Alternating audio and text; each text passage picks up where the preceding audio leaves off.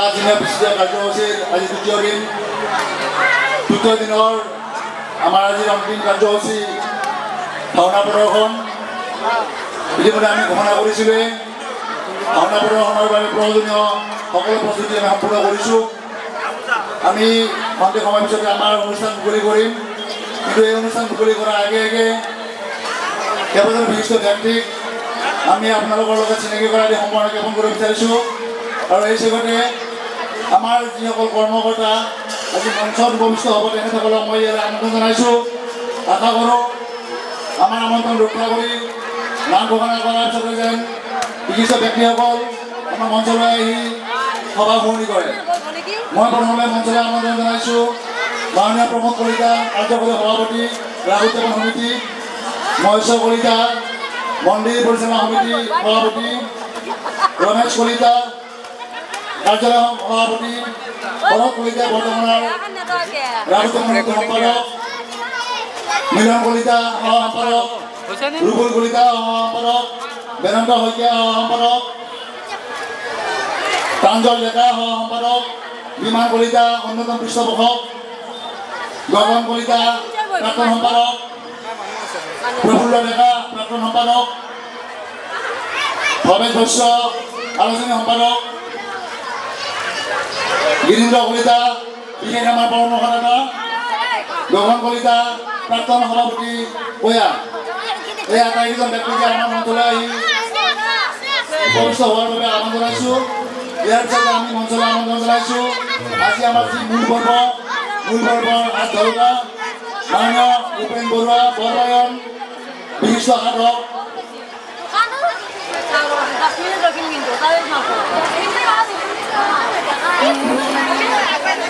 কিৰণ বৰা পৰিচালক বিবেক নাথ সহ পৰিচালক আৰু মৰমী বৰা কলিতা সহযোগী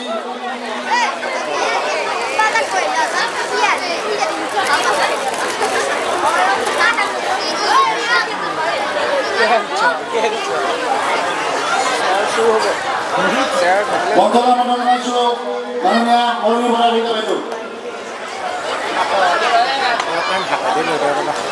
নাই গোটেই এৰিয়াটো কভাৰ কৰিবলৈ গোটেই এৰিয়াটো ল'বলৈ হ'লে হাতত ল'ব লাগিব মানে এইফালৰ পৰা ল'ব পৰা ফটোখন ভালকৈ মানে মোক কৈছে মই কৈছোঁ মই গোটেই পৰিয়ালখন দুটা লাগিব এনেকৈ মই এটা ঠিক কৰিব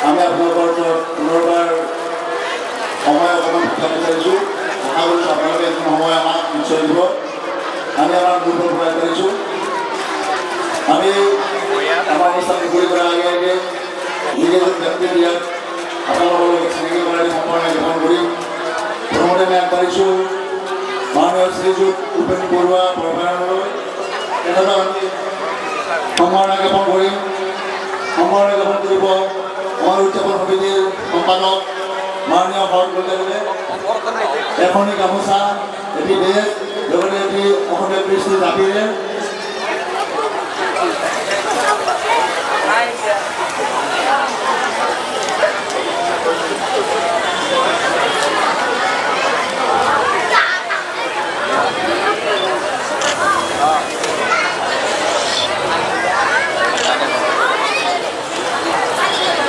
আমাৰ মাজত মাননীয় উপেন বৰুৱা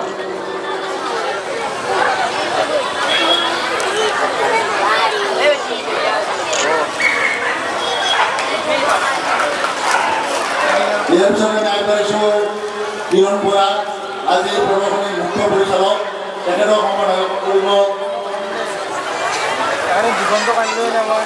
দিনমা কলিতাই এখনি গামোচা এটি বেজ আৰু এটি ফুলাৰ চাপিলে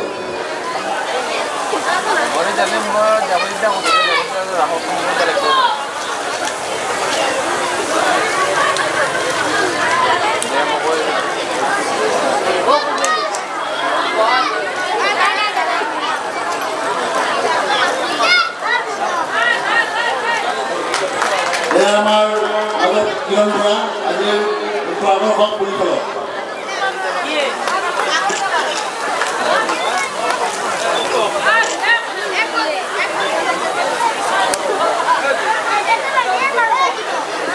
ইয়াৰ পিছতে আমি আগবাঢ়িছোঁ বিবেক নাথলৈ তেখেতৰ আজিৰ ভাওনাৰ সহ-পৰিচালক তেখেতক সম্বৰ্ধনা কৰিব মাননীয় মৌনী বৰা আহিব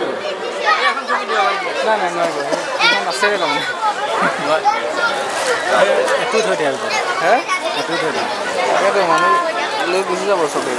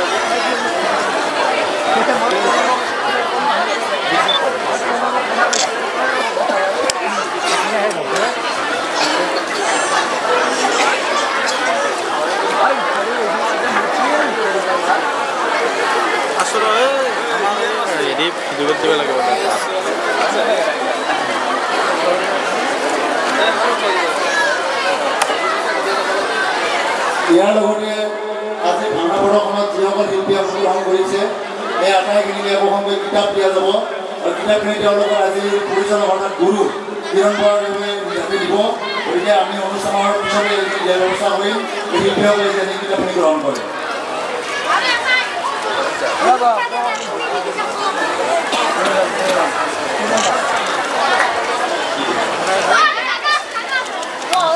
এইবাৰ শুনিছোঁ আমাৰ মাজত উপস্থিত আছে এজন বিশিষ্ট ব্যৱসায়ী বা আমাৰ অন্যান্য পৃষ্ঠপোষক আমাৰ শুভাকাংক্ষী তেখেতে এতিয়ালৈ আমাৰ ৰাসত যিমানমান উপস্থিত হৈছে সপৰিয়ালে তেখেতে আমাৰ মাজত উপস্থিত হয় তাৰ বাবে আমি ধন্যবাদ জ্ঞাপন কৰিছোঁ আৰু উদযাপন সমিতিয়ে এই সুবিধাতে তেখেতক এখনি গামোচা এটি বেগ আৰু এটি ফুলাম জাপেৰে সম্বৰ্ধনা জ্ঞাপন কৰি জ্ঞাপন কৰিব আমাৰ উদযাপন সমিতিৰ কাৰ্যক্ৰম উদযাপন কৰিব লাগিব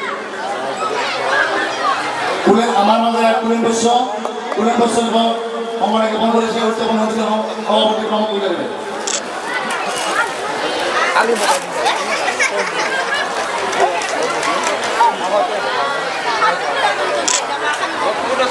এইবাৰ আজিৰ যি নাট এই নাটৰ মুখ্য উদ্বোধক মাননীয় ডক্টৰ বীৰেন ডেকাদেৱক আমি মঞ্চ মুকলি কৰাৰ বাবে আহ্বান জনাইছিলোঁ তেখেতো আমাৰ মাজত উপস্থিত আছে আৰু আমি তেখেতক উদযাপন সমিতিৰ হৈ সম্বৰ্ধনা জ্ঞাপন কৰিব জনাইছোঁ সম্বৰ্ধনা জ্ঞাপন কৰিব উদযাপন সমিতিৰ অন্যতম মুখ্য পৃষ্ঠপোষক আৰু প্ৰাক্তন সভাপতি মাননীয় মহেশ্বৰ কলিতাদেৱে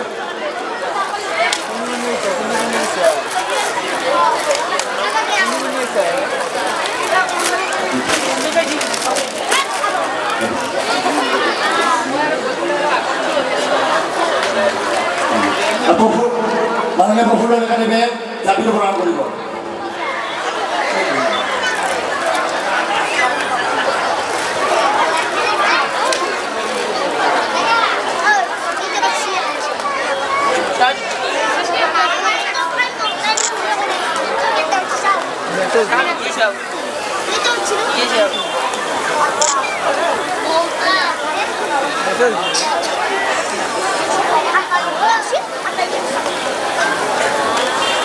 আমাৰ সম্পূৰ্ণ অনুষ্ঠানৰ সাময়িকভাৱে ইমানটো আমি স্থগিত ৰাখিছোঁ। এতিয়া আমাৰ আজিৰ এই আনুষ্ঠানিকতা ৰক্ষা কৰি মঞ্চ মুকলি কৰাৰ বাবে আমাৰ দুটা বিশিষ্ট ব্যক্তি মাননীয় ডক্টৰ ডেকাদেৱক আমি আহ্বান জনাইছোঁ আৰু ইয়াৰ পিছতে আমাৰ মঞ্চত উপস্থিত এইখিনি ব্যক্তি নামি যাম। কেৱল মঞ্চত থাকিব আজিৰ নাটকৰ লগত জড়িত হোৱা মাননীয় উপেন বৰুৱা, কিৰণ বৰা আৰু বিবেক নাথদেৱ। আমি আটাইখিনি মঞ্চৰ পৰা প্ৰস্থান কৰিম আৰু লগে লগে ডেকাদেৱক নিজৰ বক্তব্যৰে আজি মঞ্চ মুকলি কৰাৰ বাবে আমি আহ্বান জনাইছোঁ। এই মঞ্চৰ পৰাই আটাইলৈ সাদৰ সম্ভাষণ আৰু বৰ্ণনা জনাইছোঁ। বহুত সময় ধৰি প্ৰায় ৩-৪ ঘণ্টা ধৰি অপেক্ষা কৰি আছে এখন নাটক চাওঁ। নাটক সাধাৰণ নাটক হ'লে আপোনালোকে হয়তো ইমান ভিৰ নকৰিলেহেঁতেন। আমাৰ এইটো অঞ্চলত ভাওনা প্ৰচলন নাই। আপোনালোকে আশা কৰিছে ভাওনাৰ প্ৰচলন চাবলৈ। মই বেছি দীঘলীয়া কৰি আপোনালোকক বিৰক্ত কৰিব খোজা নাই, যিহেতু প্ৰত্যেকজনেই ইচ্ছুক ভাওনাত কি হয়, ভাওনা কি কৰিব, ভাওনা কেনেকুৱা বস্তু বা শংকৰদেৱৰ সৃষ্টিত মূল্যাংকন কৰিবলৈ আপোনালোক কি এটা হয়তো হৈ আছে। মই প্ৰথমতে সদস্যলৈ আকৌ এবাৰ প্ৰণাম জনাইছোঁ। মই ভাওনাৰ বিষয়ে বা নাটকৰ বিষয়ে বা সংগীতৰ বিষয়ে বহুত বেছি নাজানো। মই সম্পূৰ্ণ চিকিৎসাৰ বিষয়ত আগ্ৰহী থকা মানুহ। মই এজন চিকিৎসক। মই প্ৰথমতে আজিৰ ৰাস মহোৎসৱৰ উদযাপন সমিতিলৈ মই তেখেতসকলে মোক দিয়া দায়িত্ব ভাৰৰ কাৰণে মই তেখেতসকলক শলাগ লৈছোঁ আৰু মই আপোনালোকৰ ওচৰত পুনৰ জনাইছোঁ। ধন্যবাদ। ভাওনা বুলি কোৱাৰ লগে লগে আপোনালোকে মনলৈ এটা কথা আহি পৰে, ভাওনা আচলতে কি বস্তু? শংকৰদেৱৰ উদ্ভিদ এইটো শব্দ। ভাওনা মিন্স অভিনয়, অভিনয় মিন্স আৰ্ট। এই ভাওনা বুলি কোৱাৰ লগে লগে কেইটামান বস্তু আহি পৰিব। এই কেইটা বস্তুৰ ভিতৰত প্ৰথমতে আপোনালোকে জানে যে আমাৰ প্ৰতিটো ডাঙৰ অনুষ্ঠান হোৱাৰ লগে লগে, সামাজিক অনুষ্ঠান হোৱাৰ লগে লগে প্ৰথমতে দেখা যায় পূৰ্বৰাগ, শংকৰদেৱৰ সৃষ্টি পূৰ্বৰাগ। আপোনালোকৰ ওচৰত যিখন আজি ভাওনাই ইয়াত প্ৰদৰ্শন কৰিব, এইটো আচলতে ঠিক মই নাটক বুলিব কথা নাই বা ড্ৰামা বুলিব কথা নাই। মই কৈছোঁ পূৰ্বৰাগ। পূৰ্বৰাগ শব্দটো আপোনালোকে হয়তো নতুনকৈ শুনিছে আজি, কিন্তু এই পূৰ্বৰাগ শব্দটো সম্পূৰ্ণ সংস্কৃত শব্দ আৰু এই শব্দটোৰ আৰম্ভণি কৰিছে মই জগতগুৰু শ্ৰীমন্ত শংকৰদেৱে। আৰু শংকৰদেৱৰ প্ৰচেষ্টাতে আমাৰ অসমীয়া সমাজত আজি নাট, ভাওনা, নৃত্য আৰু এটা সুস্থ সবল সমাজ ব্যৱস্থাৰ আৰম্ভণি হৈছিল আৰু এতিয়া সেইটো চলি আছে। এই পূৰ্বৰাগ বুলি কোৱাৰ লগে লগে আমাৰ সচৰাচৰ দেখা যায় যে নাটকৰ আগতেই এটা মিউজিক বাজে, যিটোক আমি আগতে সুৰৰ জংকাৰ বুলি কৈছিলোঁ। আমি দেখিছিলোঁ যিবিলাক আমাৰ ফলামঞ্চত অভিনয় কৰা থিয়েটাৰ পাৰ্টি, তেখেতসকলে এটা আৰম্ভণিতেই যিখিনি সময়ত নাটকৰ মানুহখিনিয়ে ৰিহাৰ্চল কৰি আমাৰ গ্ৰীণ ৰুমত থাকে, তেখেতসকলক সুবিধা দিয়াৰ কাৰণে এটা প্ৰগ্ৰেম আৰম্ভ কৰে আৰু সেই প্ৰগ্ৰেমটো কিছু সময়ৰ পিছতেই নাট মঞ্চস্থ হয়। আৰু এই বিষয়টোৰ সৃষ্টি প্ৰথমতে শংকৰদেৱে কৰিছিল, তাক কোৱা হৈছিল পূৰ্বৰাগ। পূৰ্বৰাগ বুলি কোৱাৰ লগে লগে আপোনালোকে ক'ব পাৰে যে নৃত্য নাটিকা। আজিৰ এই যিখন ভাওনা হ'ব, এই ভাওনাখন অতি লক্ষ্য কৰিবলগা কথা হৈছে, এইখন শ্ৰীমন্ত শংকৰদেৱৰ সম্পূৰ্ণ শেষ ভগত মৃত্যুৰ আগমুহূৰ্তত তেওঁ ৰচনা কৰা ভাওনা। এইখন হৈছে ৰাম বিজয়। শংকৰদেৱৰ যিসকল নাট ৰচনা কৰিছে, ছখন তেওঁৰ নাট ৰচনা কৰিছে, যেনেকৈ কালিয়া দমন, ৰুক্মিণী হৰণ, ঠিক তেনেকৈ মই গোটেইখিনি দীঘলীয়া কৰিব খোজা নাই। তাৰ ভিতৰত এইখন আচলতে নপৰে। ৰাম বিজয় তেওঁৰ সৃষ্টি হৈছে 1568 চনত তেওঁ ৰাম বিজয় লিখিছে। তেওঁৰ ছখন নাটকৰ পিছত এখন ভাওনা তেওঁ ৰচনা কৰিছে, বহুতেই দীঘলীয়া নহয়। আৰু শংকৰদেৱে ৰচনা কৰা গোটেইকেইখন নাটকেই আপোনালোকে হয়তো চাব পৰা নাই। সুবিধা পালে আপোনালোকে নিশ্চয় এনেকুৱা অনুষ্ঠানটো উপভোগ কৰিব পাৰিব। ইয়াত অভিনয় বুলি কোৱাৰ লগে লগে কেইটামান বিশেষ বস্তু আপোনালোকে মন কৰিব যে ইয়াত শংকৰদেৱৰ যিটো নিয়ম, বান্ধি দিয়া নিয়ম, তাৰ ভিতৰত হৈছে প্ৰথমতে হৈছে আংগিক তাৰপিছত হৈছে বাৰ্ষিক, তাৰপিছত আহাৰ্য আৰু আনটো হৈছে হাত্তিক। এই 4টা ষ্টেজত নাটবিলাকক আৰম্ভ কৰা হয়। আংগিক বুলি কোৱাৰ লগে লগে শংকৰদেৱৰ যিবিলাক ভাওনা বা যিবিলাক নাটক অংগ সঞ্চালন যথেষ্ট বেছি। আৰু ইয়াৰ লগত আপোনালোকে ভিতৰত যিখিনিয়ে সত্ৰীয় নৃত্য কৰে তাৰ ভিতৰত আপোনালোকে জানে যে মাটি আখৰা বুলি পেলাই এটা প্ৰগ্ৰেম আছে, আৰু মাটি আখৰাৰ লগত সম্পৰ্ক থকা ইয়াত সম্পূৰ্ণ অংগ সঞ্চালন দেখুওৱা হয়। যেনেকৈ ভৰিৰ খোজ, যেনেকৈ কান্ধৰ নাচন, ডিঙি আমাৰ ডিঙি পাক, এই গোটেইবিলাকে একোটা বিশেষ নিয়মৰ ভিতৰত ধৰি লোৱা হয়। তাৰপিছত হৈছে বাচিক। বাচিক বুলি কোৱাৰ লগে লগেই যিকেইটা ৰাগ, এই গোটেইকেইটা ৰাগৰ ভিতৰত আজিৰ নাটকখনত আজি যিখন ভাওনা হ'ব, ভাওনাত 9টা ৰাগৰ কথা উল্লেখ কৰিছে। আৰু 9টা ৰাগতেই অকল যিটো বাচিক, যিটো আমাৰ মনৰ পৰা যিটো ভাৱ প্ৰকাশ কৰা ব্যৱস্থা বা যিটো আমি ইংৰাজীতে ডাইলগ বুলি কওঁ, এই গোটেইখিনি কথাই এটা সন্নিৱিষ্ট আছে। আহাৰ্য বুলি কোৱাৰ লগে লগে নাটক বা ভাওনাৰ লগত যিখিনি সাজ পাতি, ৰজাৰ সাজ কেনেকুৱা হ'ব লাগে, প্ৰজাৰ সাজ কেনেকুৱা হ'ব লাগে, গৰিবৰ সাজ কেনেকুৱা হ'ব লাগে, খলনায়কৰ সাজ কেনেকুৱা হ'ব লাগে, গোটেইখিনি ব্যৱস্থাই শংকৰদেৱৰ নাটকত উল্লেখ কৰা হৈছে। এইখন নাটক মই অকণমান বেছি দীঘলীয়া নকৰোঁ, নাটকখনৰ আগত অকণমান কথা ক'ব বিচাৰিছোঁ। নাটকখন আচলতে কি হ'ব আপোনালোকে বহুতেই নাজানে নাটকখনত কি হ'ব। এই নাটকখনত কি হ'ব মই অকণমান মূলভাৱে আপোনালোকক কৈছোঁ। নাটকখনত প্ৰথমতে সীতাৰ লগত, যিহেতু ৰাম বিজয়, আপোনালোকে জানে যে ৰামৰ লগত সীতাৰ সম্পৰ্ক। ৰাম বাল্যাকালৰ, ৰামৰ বাল্যাকালৰ পৰা ৰামৰ বিবাহলৈ, বিবাহৰ পিছ মুহূৰ্তলৈ এইখন নাটকত আপোনালোকে দেখুওৱা হ'ব, ভাওনাখনত দেখুওৱা হ'ব। ইয়াৰ আগ মুহূৰ্তত প্ৰথমতে দুগৰাকী শিল্পী ওলাব, এগৰাকী সীতা আৰু আনগৰাকী সীতাৰ মুখীয়ে। আৰু সীতাই কান্দি কান্দি ক'ব যে মই বহুদিন আগতেই বিচাৰিছিলোঁ শ্ৰীকৃষ্ণক স্বামী হিচাপে, কিন্তু আজিলৈ মই লগ নাপাওঁ। এই দুখৰ পাছত সখীয়েকে ক'ব যে ধৈৰ্য ধৰা, তো আহিব আৰু তোমাক লগ কৰিব। এইটো আৰম্ভণিৰ ভাষণ বা হাস্য। আৰু এই বিষয়টো আপোনালোকে যেনেকৈ মই অকণমান আগতে ক'লো নৃত্য নাটিকাৰ নিচিনা, ইয়াত ভাৱ প্ৰকাশ কৰিব শিল্পীয়ে, আৰু ভিতৰ ফালৰ পৰা বা মঞ্চৰ ফালৰ পৰা ঘোষকে কি কৰিব গানৰ জৰিয়তে বা নৃত্যৰ জৰিয়তে আপোনালোকক বুজাই ক'ব। তাৰপিছত ৰাম আৰু লক্ষ্মণক লৈ বিশ্বমিত্ৰ ঋষি আহিব। বিশ্বমিত্ৰ ঋষিৰ যজ্ঞস্থলত অসুৰসকলে, বিশেষকৈ মৰিচ আদি অসুৰসকলে অত্যন্ত অত্যাচাৰ কৰে, আৰু তাকে দমন কৰিবৰ কাৰণে ৰাম আৰু লক্ষ্মণক দিবৰ কাৰণে বিশ্বমিত্ৰ ঋষি আহিব। আৰু বিশ্বমিত্ৰ ঋষিয়ে ৰাম আৰু লক্ষ্মণক তেওঁৰ লগত লৈ যাব। লৈ গৈ যজ্ঞস্থললৈ পাব। যজ্ঞস্থলীত যজ্ঞ আৰম্ভ কৰিব। তাৰপিছত মাৰিচ আদি ৰাক্ষসকলে অত্যাচাৰ কৰাৰ লগে লগে ৰাম আৰু লক্ষ্মণে মাৰিচক পঠিয়াই দিব লংকালৈ, আৰু বাকীসকলক দক্ষিণ ভাৰতৰ এতিয়া যিবিলাক পৰ্যটক লগা আছে এই ঠাইবিলাকলৈ পঠিয়াই দিব। তাৰপিছত যজ্ঞ সম্পূৰ্ণ হোৱাৰ পাছত ৰাম লক্ষ্মণক লৈ বিশ্বমিত্ৰ ঋষিয়ে সীতাৰ স্বয়ংবৰ লৈ যাব। তেতিয়া সীতাৰ স্বয়ংবৰ পাতিব জনক ৰজাই, আৰু স্বয়ংবৰত ৰাম লক্ষ্মণ উপস্থিত হোৱাৰ লগে লগে বাকীবিলাকে হাস্যত ধ্বনি কৰিব যে ইমান কিশোৰৰ কিতাপ কিয় লৈ আহিছে। তেতিয়া হৰধনু, আৰু আপোনালোকে জানে হৰধনুৰ কথা।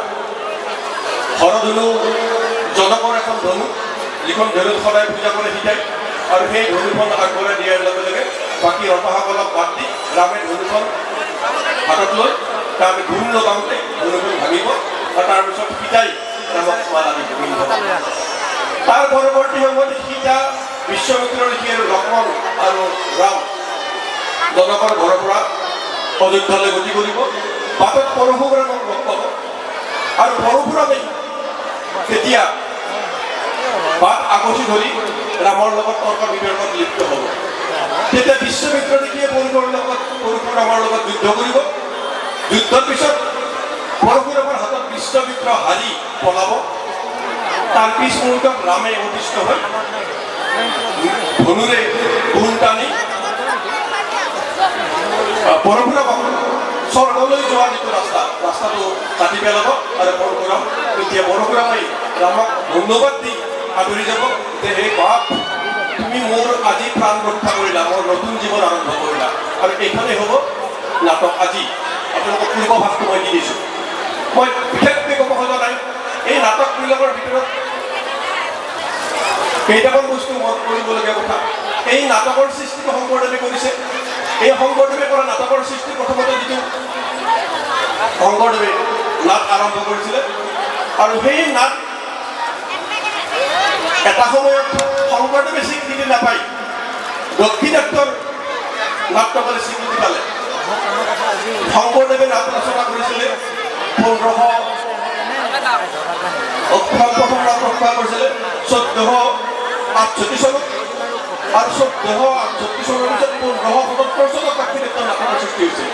কিন্তু নাট্যকাৰৰ মৰ্যাদা শংকৰে নাপায়, আৰু দাক্ষিণাত্যৰ মাৰিয়ে নাটকৰ মৰ্যাদা পালে, নাট্যকাৰৰ মৰ্যাদা পালে। মই দীঘলীয়া কৰিব খোজা নাই, মই মাত্ৰ দুটামান লাইন কৈ পেলাই আজি মঞ্চ উদ্বোধনী কৰা বুলি ঘোষণা কৰিম। তাৰ পৰৱৰ্তী সময়ত যিটো ছ'চিয়েল ড্ৰামা, যিটো সামাজিক নাটক প্ৰথমত ৰচনা কৰে। আপোনালোকে জানে ভালকৈ, আমাৰ অসমৰ প্ৰথমখন বুৰঞ্জীৰ কথা আসাম বুৰঞ্জী, আৰু আসাম বুৰঞ্জীৰ এটা আছিলে গুণবীৰাম বৰুৱা, বেছিভাগৰে মনত আছে হয়তো। গুণবীৰাম বৰুৱাই 1857 চনত প্ৰথম নাটক ৰচনা কৰিছিলে।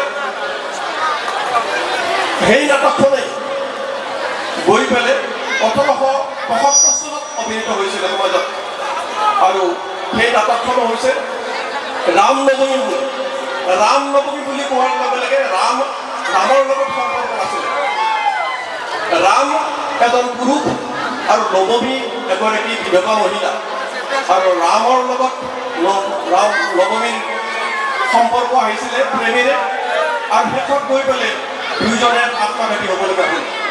এইখিনি হৈছে ৰাম নৱমী, আমাৰ ছ'চিয়েল ড্ৰামা বা সামাজিক নাটকৰ মূল কথা। মই সকলোৰে সুস্বাস্থ্য আৰু দীৰ্ঘায়ু কামনা কৰিছোঁ। আৰু এইখিনিতে মই আপোনালোকক আজি মঞ্চত অভিনীত হ'ব লগা যিখন ৰাম বিজয় নাটক, সেইখন নাটক ভাওনা স্বৰূপত আপোনালোকৰ সন্মুখত দাঙি ধৰিবলৈ মই আজি এই মঞ্চ উদ্বোধন কৰা বুলি ঘোষণা কৰিলোঁ। ধন্যবাদ।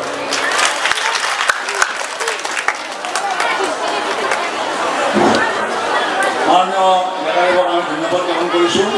তেখেতৰ সাৰুৱা ভাষণে নিশ্চয় আমাক লাভান্বিত কৰিব। ইয়াৰ লগে লগে আজি মঞ্চত যিখন ভাওনা প্ৰদৰ্শিত হ'ব, তাৰ শিল্পীসকলক তেওঁলোকৰ ভাওনা আগবঢ়াই নিয়াৰ বাবে আমি আহ্বান জনাইছোঁ। ধন্যবাদ।